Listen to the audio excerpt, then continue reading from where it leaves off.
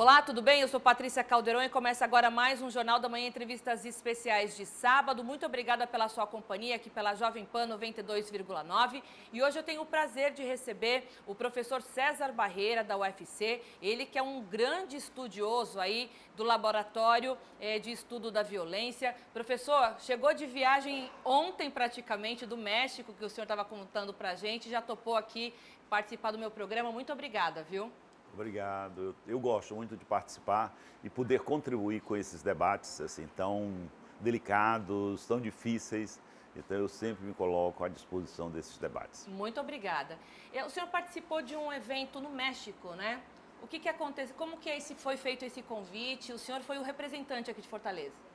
Esse convite, ele decorreu da própria inserção no Laboratório de Estudos da Violência.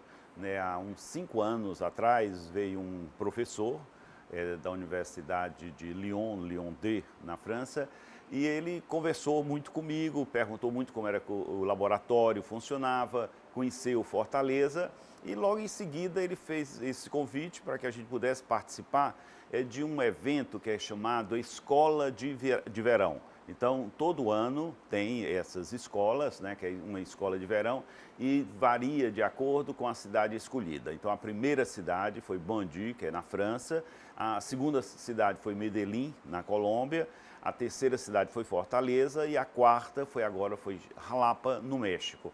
Então, é um evento muito interessante porque é um banho de imersão que os alunos têm, que vão 4 alunos da França, 4 alunos da Colômbia, 4 alunos do México, 4 alunos nossos aqui do Ceará, da pós-graduação de Sociologia, com um professor que eles conhecem a realidade dessa cidade, fundamentalmente uma realidade violenta, né? Então o primeiro passo é a gente detectar quais são os aspectos que a gente poderia elencar como violentos, e a partir dessa pesquisa, né, que realmente é um estudo onde a gente faz nessas realidades, a gente tenta propor alguma ação pública.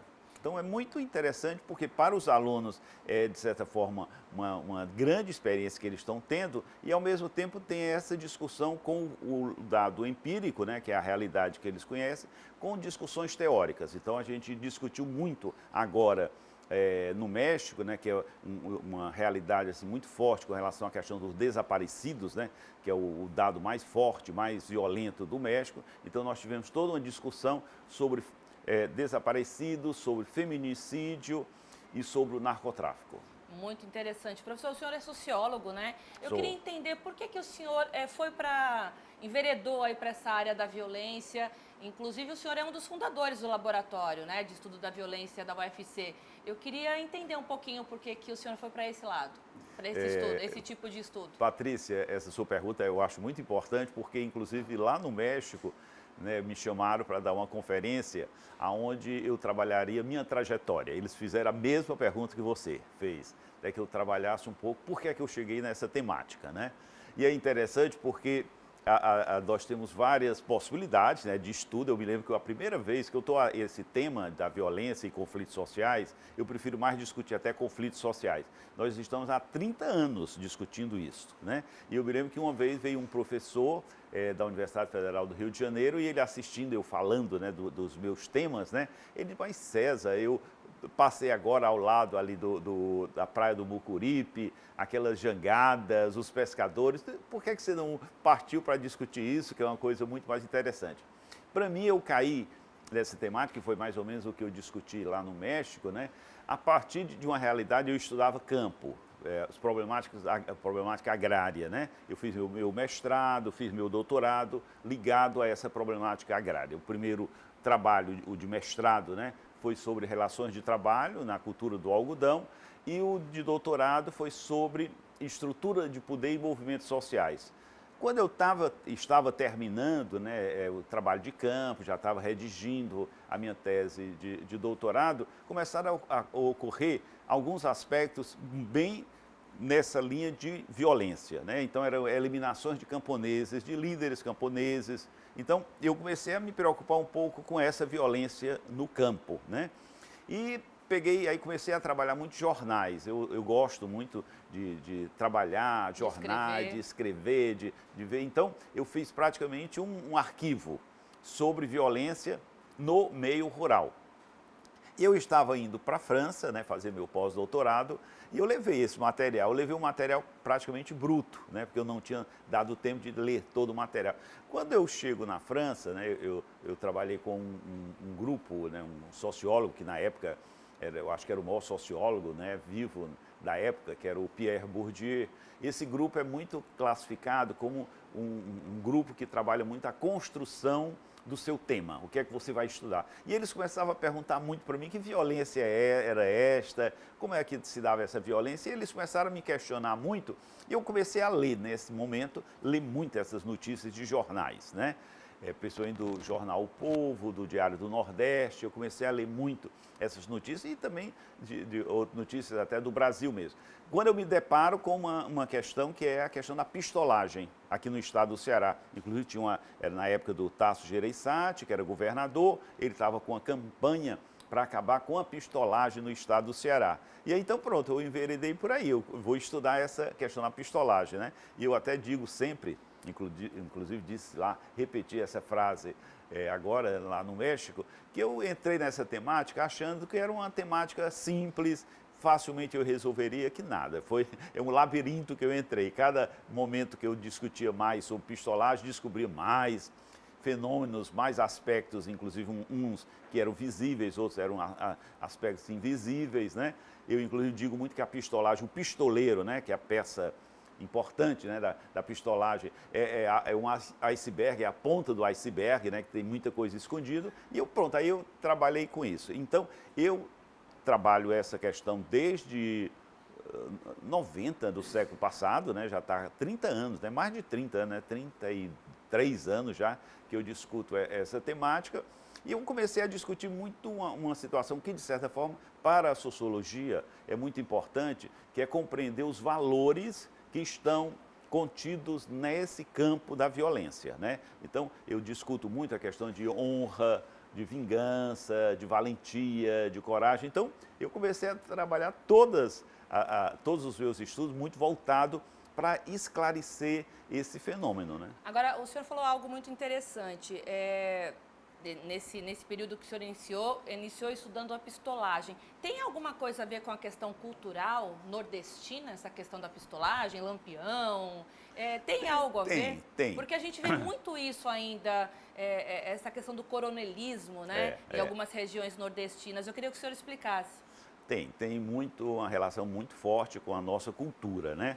Não é necessariamente que a gente possa dizer que o nordestino é violento. Não é nessa perspectiva, não. Mas faz parte da cultura, né? Por exemplo, a questão do coronel, essa questão, por exemplo, de resolver os problemas com as próprias mãos, né? De um lado, assim, aonde você termina transferindo para outras pessoas resolver seus problemas. Então, tem muito esse dado, né, que é interessante, porque, por exemplo, nós tivemos no início do século passado, né, era a questão dos jagunços, né? Os jagunços era uma categoria, né, fazia parte praticamente de um exército privado do grande proprietário de terra, né, o conhecido como coronel, né? E é interessante porque o Nordeste era muito marcante, né, essa discussão sobre o coronelismo, né? E um coronelismo que perdurou até a década atrás, agora, né? década de 80 sim. do século passado, nós ainda falávamos muito, até dentro da política, né, do Ceará, muita presença de coronéis, né? Então, é interessante que nessa perspectiva eu comecei a conhecer um pouco a nossa cultura mesmo, cultura sertaneja, né? A cultura do trabalhador rural, a cultura do próprio homem que, de certa forma, termina entrando, né, nesse campo da violência. Então, os meus estudos, eles tentavam dar conta muito disso, né? E eu me lembro que quando eu falava dessa temática, as pessoas, inclusive, diziam, mas, César, isso não é uma temática sociológica, isso é uma temática muito mais para delegado de polícia, né? E até alguns colegas meus do Sul, né? Porque a gente tem todo um grupo, né, de pesquisadores que trabalhamos as mesmas temáticas, ele diz, César, é um tema muito perigoso, acho que você não deveria entrar nessa temática, né? E eu digo que é interessante porque eu digo muito que eu estudo uma temática, são temas perigosos, né? Inclusive eu classifico muito meus temas agora mesmo. A conferência que eu dei no México, o título da conferência era pesquisando temas perigosos, né? E a violência como objeto de estudo, a violência como objeto de estudo, pesquisando temas perigosos. E é interessante porque esses temas são perigosos, né? Eu boto muito em aspas, né? Para a gente dizer por que é perigoso, né? Esse tema é perigoso no sentido físico, né? Eu se expondo, eu estou né? me expondo, né? Porque para pesquisar tem que mexer, né? Tenho inclusive fazer várias articulações, pesquisas mediações. de campo, inclusive, né? E eu fiz pesquisa de campo. Eu entrevistei, não se colocavam necessariamente como pistoleiros, mas eram pessoas envolvidas, né, com essa problemática. E eu entrevistei muitos deles nas prisões, entrevistei fora das prisões. Então, mas eu fiz todo um malabarismo, né, para poder chegar a essas pessoas, né? a essas fontes que eram importantes. Professor, eu queria fazer uma cronologia aqui do Ceará, porque a gente falou da pistolagem, mas também teve a época da briga entre gangues, né, que eu me lembro bastante. Depois vieram também as facções criminosas, porque aí não era mais gangue, não era mais aquela questão de briga de bairro, mas sim, eram as facções que estavam se instalando aqui, grandes facções, que a gente já sabe, de São Paulo e do Rio de Janeiro. Como que ocorreu essa cronologia aqui no estado? É outra pergunta muito importante, porque nós tínhamos, né, por exemplo, na década de 60, por exemplo, eu vivenciei essa temática da questão das turmas. Nós tínhamos turmas de bairro, tínhamos turmas de colégios, né?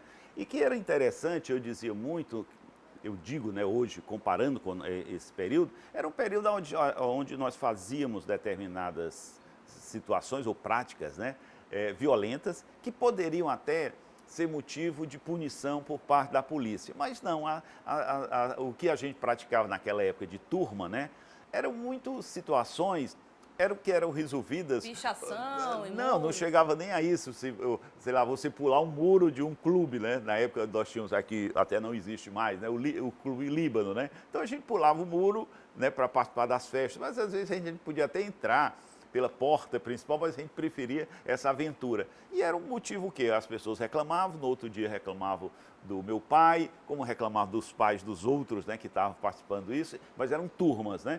Depois nós tivemos as gangues, né? Aí as gangues, elas já têm um caráter mais violento, criminal, né? Já tem assim, aí nesse caso a polícia já começa a, de certa forma, mediar esse conflito, que eu sempre acho muito estranho, né? Eu acho que isso, inclusive, é o que o laboratório faz, tá? O laboratório tenta compreender essas práticas. Então, quais seriam as práticas que seriam classificadas como violentas, né? Então, nós tivemos as gangues. Nas gangues, a gente já vai começar a perceber mudanças, de certa forma, mais fortes, né?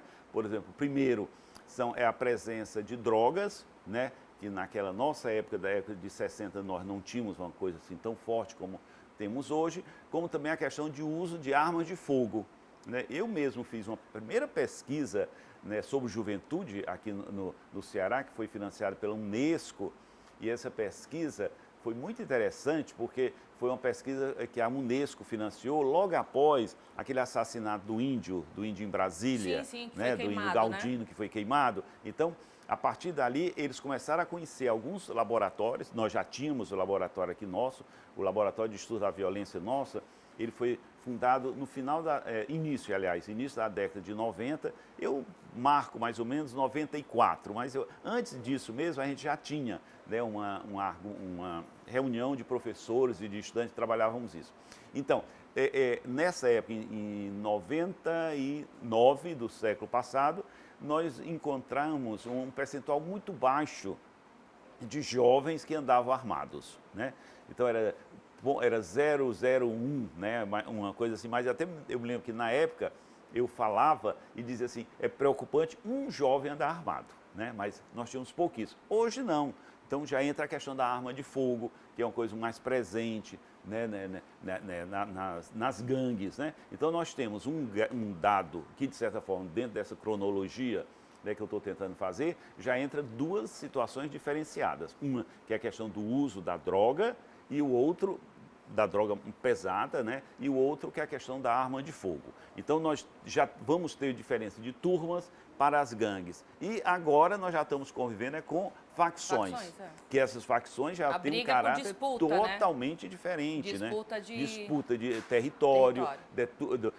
Disputa por tráfico de droga e de armas de fogo, né? Então, nós vamos ter muito a marca, né, das facções, né, com esse dado, né, de disputa de monopólio. É um monopólio de armas de fogo e de território, né, como nós estamos aqui vivendo muito no Fortaleza, né, essa questão do deslocamento forçados, que era um deslocamento forçado, nós não tínhamos esse dado no Ceará, em Fortaleza, né? Deslocamento forçado é uma característica muito grande da Colômbia.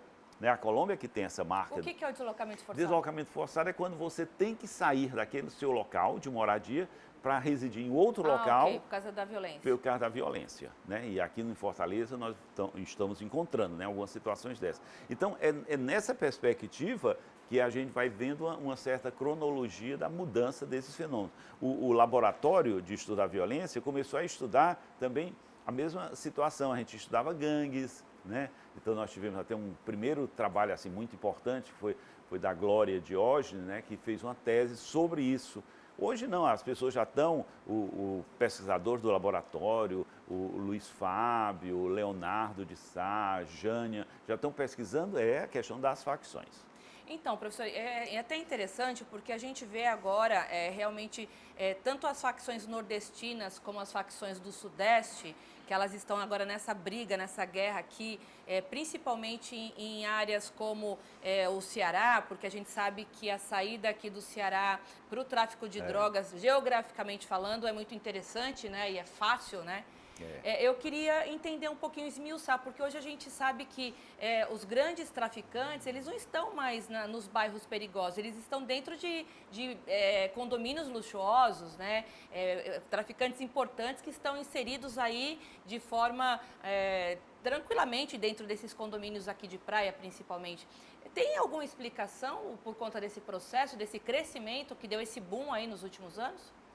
Tem explicações.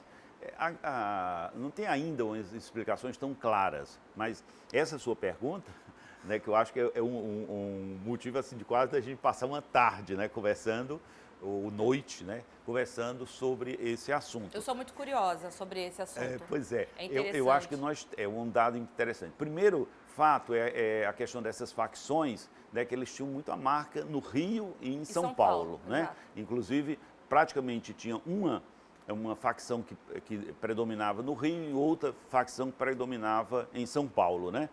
E muito ligado à origem delas, muito ligadas à questão dos presídios, né? Então elas se formavam dentro dos presídios, inclusive nós estudiosos, a gente fala com, de certa forma, muito cuidado disto, porque de certa forma foi o crescimento também dessa política de aprisionamento que levou muito ao crescimento das facções, né? Provavelmente, se nós não tivéssemos esse crescimento tão grande do número de prisioneiros, né, como nós temos no Brasil nós estamos no momento de... A população carcerária. População carcerária, é isso certo. mesmo. Essa população carcerária do Brasil é a terceira do mundo, né? Então, é realmente uma população muito alta, né?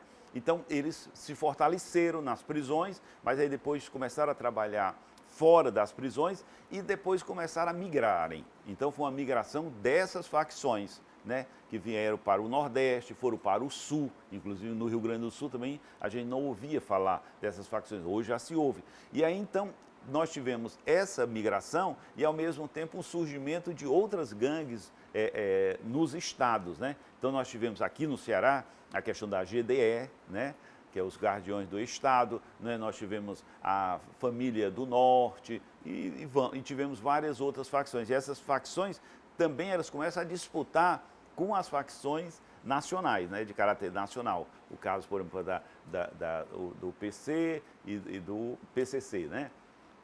Então, essas duas facções começam também a degladiarem com as facções locais. E no Ceará nós tivemos muita essa disputa, né? GDE, Grande Família do Norte, que também se instalou aqui no Ceará. E aí então nós vamos ter uma discussão que é muito importante para a gente poder compreender essa violência.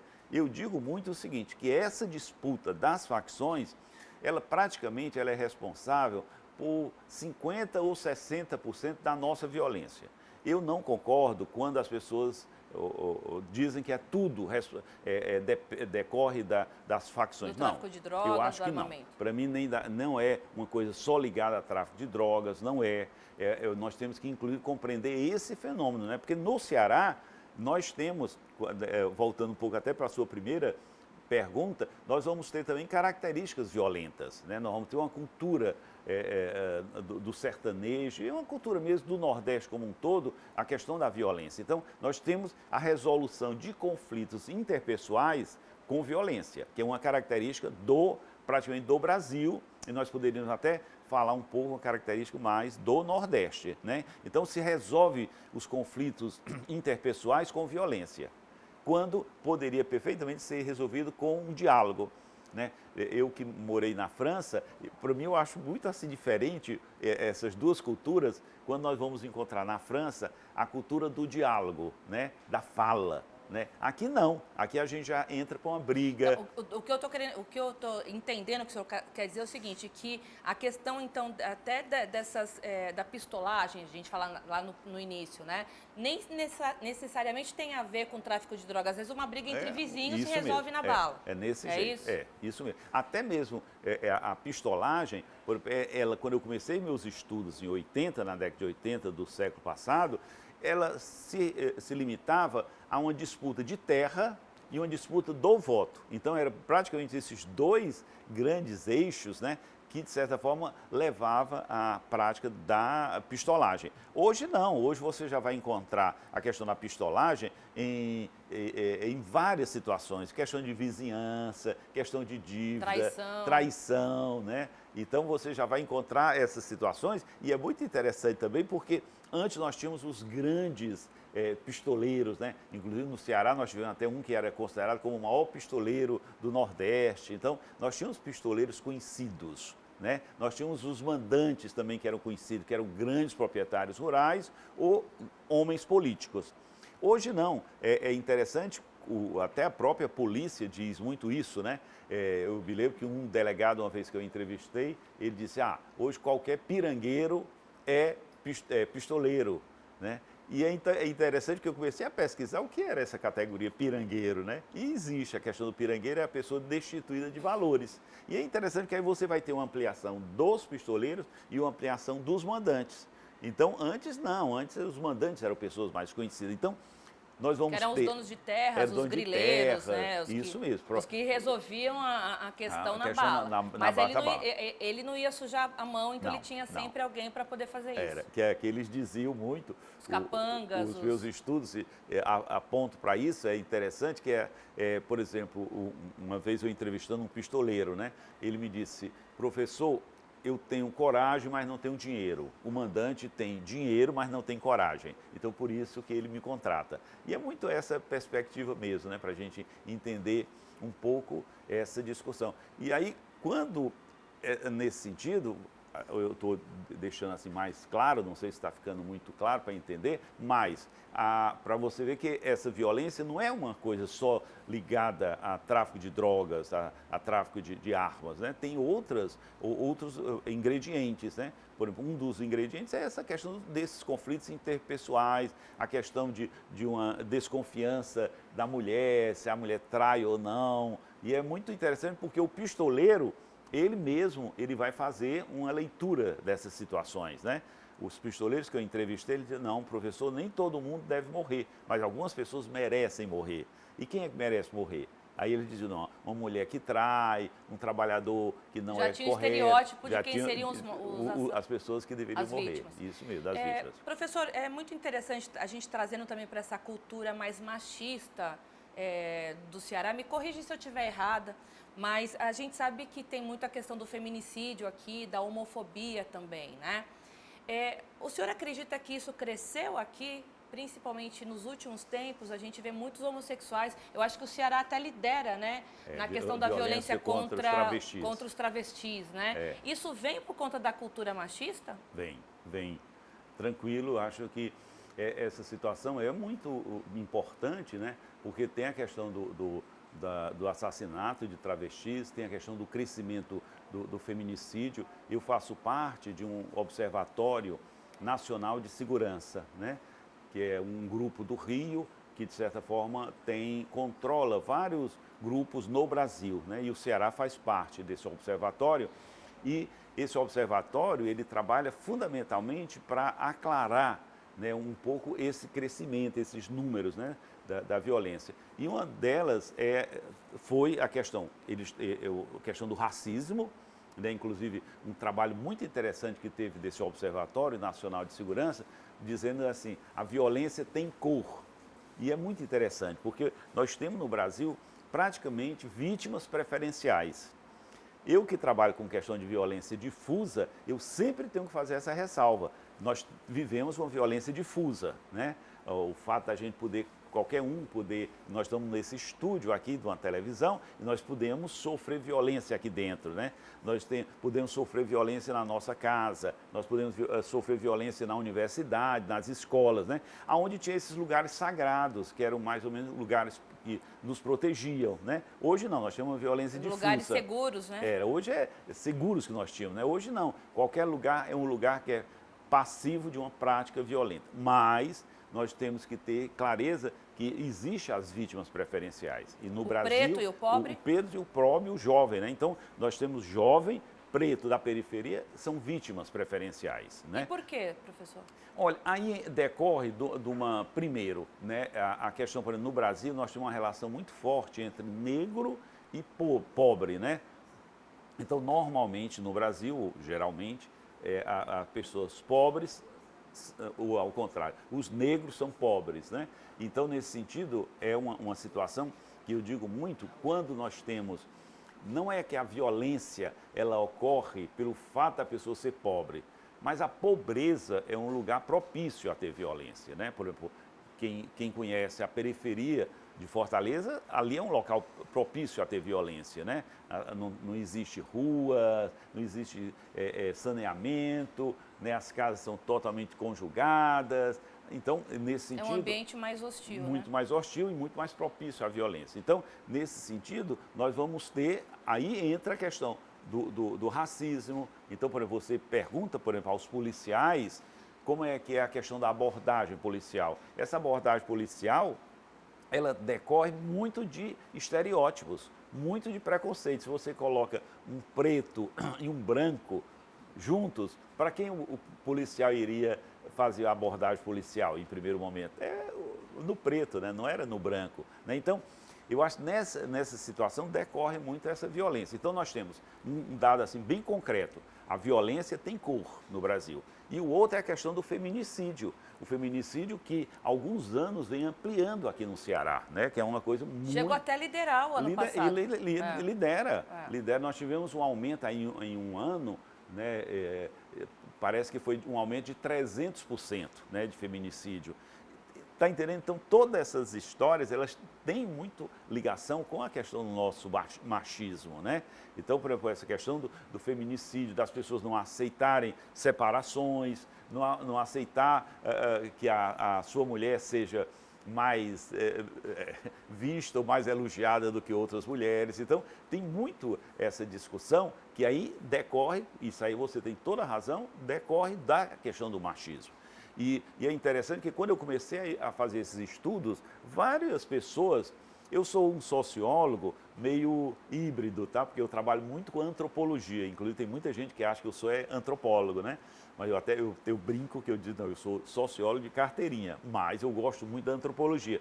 E eu me lembro que várias antropólogas, principalmente mulheres antropólogas, elas diziam, César, se eu fosse você, ia estudar a questão essa categoria homem no Nordeste, que é uma categoria muito importante para a gente entender e nós não temos respostas para essa categoria homem. Para desmistificar essa questão. Então, eu acho que essa sua pergunta é fundamental para a gente entender essa situação de violência. Nós temos que, através dessa pergunta, discutir a questão do feminicídio, que é uma coisa muito preocupante, porque o feminicídio ele já vai ter uma relação também com as facções, né? Então, não sei se você acompanha alguns casos, né, de meninas, né, praticamente meninas, que são torturadas e mortas, né, porque eles acham que essa menina está traindo na medida que começa a namorar com um rapaz que faz parte de outra facção, né? Então, e são torturas violentíssimas.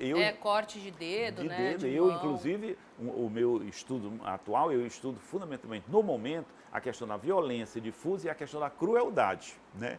Porque eu me preocupo muito como hoje nós temos uma marca muito forte da crueldade. E essa crueldade das pessoas, inclusive nas redes sociais, né? Eu já fiz um estudo pegando as redes sociais, é muito incrível. As pessoas acham que uma pessoa cometeu um delito, essa pessoa, no primeiro momento, tem que ser presa. Logo em seguida, nas redes sociais aparece, não, essa pessoa tem que ser torturada e presa. Depois essa pessoa tem que ser presa, torturada, morta e morta viva, né? Então, é uma situação de crueldade muito clara, sabe, nessas relações. Então, inclusive, até não interrompendo, professor, mas tinha até uma facção aqui no Ceará que usava justamente de crueldade. Por exemplo, assassinava lá o inimigo, mas tinha que cortar a cabeça, tinha que cortar uma parte do braço, da perna. Tinha que ter o requinte de crueldade para deixar o registro que lá tinha passado aquela facção. Isso mesmo. E isso é importante porque é uma demonstração de poder, né? Então, através desses atos de crueldade, é uma demonstração clara de poder. Então, eles estão querendo demarcar terreno novamente. Então, por exemplo, uma adolescente que ela é punida, né, com um ato desse de crueldade, porque aí já é crueldade, não é nem violência mais, até foge um pouco da discussão da sociologia, né? A sociologia, isso aí os estudos provam, que a sociologia tem um campo de conhecimento, né? A partir de um determinado momento, a crueldade... Eu, inclusive, fico buscando elementos que possam ser explicados pela sociologia, né? Mas é um campo muito mais da psicologia, né? Por exemplo, eu entrevistei um adolescente que cometeu um ato violento e ele disse, não, ele me olhou de uma forma diferente, né? Está entendendo? São casos assim, às vezes a gente pode até colocar como casos banais, né? A pessoa mata o outro, né? E eu iniciei esses meus estudos de crueldade, um caso que saiu muito, ocorreu em São Paulo, foi televisionado, passou em vários programas de televisão, que era uma pessoa ia entrando na sua casa, abriu o portão da garagem e logo chegou um assaltante e pediu o celular dele. Ele deu o celular e o assaltante deu um tiro na cabeça dele, né? E aí então eu comecei a... Se o objeto de desejo do assaltante era o celular, ele já estava com o celular, para que matar? Para que matar, né? Então, tem situações assim, como é que a gente pode explicar isso? Porque é a ruindade mesmo, né? Aí se usa até essas palavras, né? Então, mas nós temos, por exemplo... Porque já é uma psicopatia pode criminal, entrar também, né? nesse caso. A questão até os psiquiatras forenses eles estudam que muitos bandidos eles se transformam em bandidos simplesmente pelo puro ato de serem ruins, entendeu? Às vezes até um certo prazer, né? Que é isso que eu acho que é interessante, assim. E isso tudo são os meus estudos, tá entendendo? Eu tento compreender um pouco isso, mas nós da sociologia, quando nós trabalhamos com a compreensão, nós não podemos classificar, né? A gente está sempre... Tem que ir atrás de dados, de informação. Por exemplo, quando a pessoa diz, não, eu dizer assim, não, o jovem é ruim. O jovem é ruim? Não. Será que ele realmente é?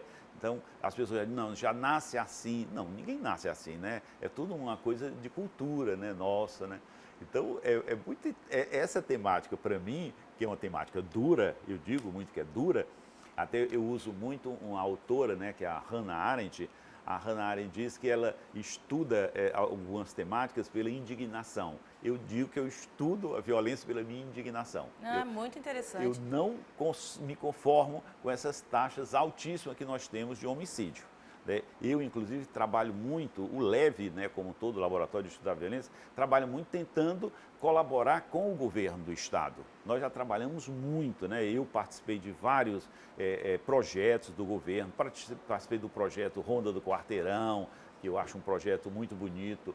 trabalhei depois com o Ceará Pacífico, que é outro projeto também muito interessante, para a gente compreender e poder colaborar com isso. E até para ajudar na diminuição da criminalidade. Da criminalidade. Professor, eu vou chamar um intervalo, mas o papo está tão bom aqui que eu vou voltar com você. Então vai para um rápido intervalo, mas volta daqui a pouquinho, que eu estou aqui com o professor César Barreira, da UFC, Laboratório de Estudo da Violência da UFC, e a gente volta já já. Estamos de volta. O meu entrevistado de hoje é o sociólogo, professor da UFC, César Barreira, que praticamente fundou o Laboratório de Estudo da Violência da faculdade, da universidade. Muito obrigada pela sua participação aqui, viu, professor? Muito obrigado, Dani, pelo convite. Professor, essa semana a gente flagrou aí 2 casos bem parecidos da violência entre policiais, e o que trouxe aí alguns estudos que os policiais eles estão se matando entre eles muito mais do que o bandido matando o policial. Tem algum motivo, além das questões psicológicas, que a gente sabe que a profissão é uma profissão complicada, as corporações nem sempre estão muito atentas a essa questão da saúde mental do policial, mas o que se dá essa violência, principalmente aqui no Ceará, né, de um policial que foi e matou 4 outros colegas dentro da própria delegacia? Tem algo que possa explicar essa situação? Tem, eu acho que é mais um dado, um aspecto que as autoridades, né, o próprio governo, vai ter que enfrentar isto, né? E é interessante, esse enfrentamento é um pouco no sentido de conhecer por que ocorre isto. E para nós, estudiosos, né, da violência, da segurança pública, fica muito claro, né, alguns pontos que nós poderíamos destacar. Para mim, primeiro é a questão da formação, né? Eu continuo achando que a formação do policial no Brasil, né, e até em outros países mesmo, é muito ainda frágil, né? Por exemplo, aqui no Ceará eu tive a oportunidade, eu fui o diretor da Academia Estadual de Segurança, né?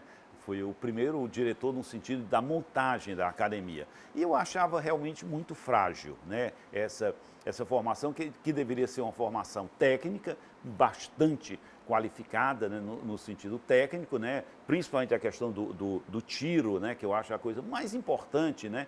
Para o policial poder ir à rua, né? Ele saber quando é que ele deve atirar, quando é que ele não deve atirar. Então, para mim, a questão da formação tem que haver uma formação bem melhor. E esses atos desses policiais, o caso de Camusim, né? Que foi um dos casos assim, mais recentes, né? Decorre muito disso. De certa forma, é um despreparo da pessoa. É um despreparo técnico e é um despreparo psicológico. Então, essa discussão sobre um acompanhamento psicológico tem que haver, né? Nós sabemos que essa profissão de policial é uma profissão muito estressante, né? Eles estão sempre no limite, né?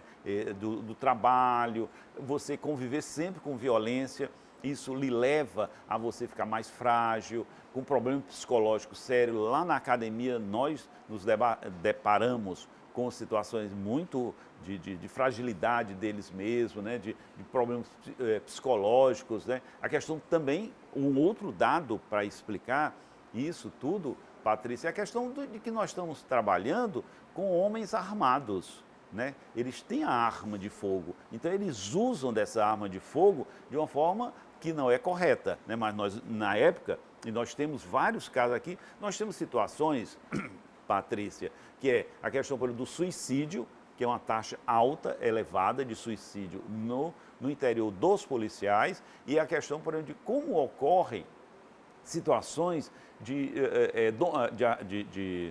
situações no interior da casa, né? Então, você vê, por exemplo, filhos dos policiais brincando com a arma do pai, então atiram no outro, matam a criança ou ferem uma criança. Outra questão, por exemplo, do uso da arma de fogo do policial para matar a sua esposa. Nós encontramos... Então, a banalização, realmente, é uma banalização, né, dessa situação. Então, eu acho que isso, né, que é o fato de ser uma profissão estressante, o fato deles trabalharem com o público e o fato deles andarem armados, né, são situações que, de certa forma, requer um controle muito maior dessa profissão, né? Porque tanto no caso de Camusim como no caso de Cotia, de Cotia foi porque ele não estava aceitando a escala. Mas a escala de trabalho é só o estopim, né, daquela história toda, do que ele talvez venha trazendo com ele de problema emocional, de problema psicológico. De repente, o superior não tem aquela empatia de entender que chegou o momento daquele policial se afastar. O afastamento, inclusive, quando eles são afastados do trabalho, né, as armas são recolhidas, inclusive, né? Então, o senhor acredita que essa falta de preparo também dos superiores, de tentar identificar aquele policial que não está legal, também tem contribuído, colaborado com esse aumento? Tem. Eu acho que nesse sentido é que requer realmente um acompanhamento do policial. Quando eu era da academia, inclusive eu estava preparando um projeto que era fazer com que, no mínimo, né, é claro que a gente sempre trabalhava com uma coisa um pouco viável. Então, era o fato de todo policial ele ter que passar, no mínimo, 1 ano de retorno à Academia Estadual de Segurança Pública. E nesse dia, era um dia para a gente poder trocar ideias com ele, a gente poderia fazer uma roda de conversa, onde a gente poderia trabalhar, cada um poderia falar das suas experiências, porque é uma outra situação que eu acho muito preocupante.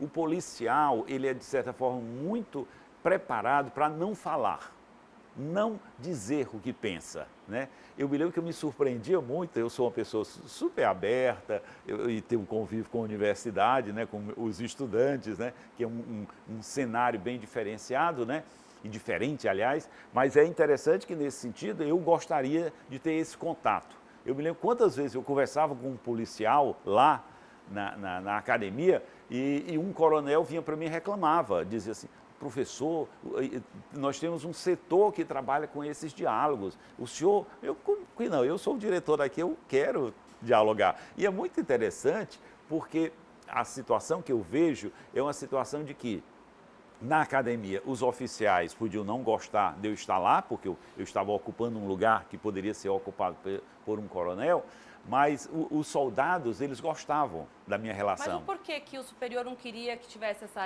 relação? Porque eles acham que é tudo muito hierarquizado, né? A questão da hierarquia. A questão da hierarquia. Pelo senhor não ser um policial, talvez fosse estranho no ninho lá. Estranho no ninho lá, isso mesmo, né? Então, era muito interessante porque hoje eu me deparo com situações, por exemplo, eu ando na beira-mar, de policiais que chegam para mim e dizem assim: professor, eu queria lhe agradecer. Eu disse: me agradecer? Sim, o senhor me tratou muito bem, o senhor me deu bom dia um dia lá na academia. Eu vou à Praia do Futuro, gosto de caranguejo, e eu tenho 2 pessoas lá que eram policiais na época que eu trabalhava na academia. Até hoje, quando eu entro nesse restaurante, eles correm para... são 2. Então, professor, o que é que o senhor deseja?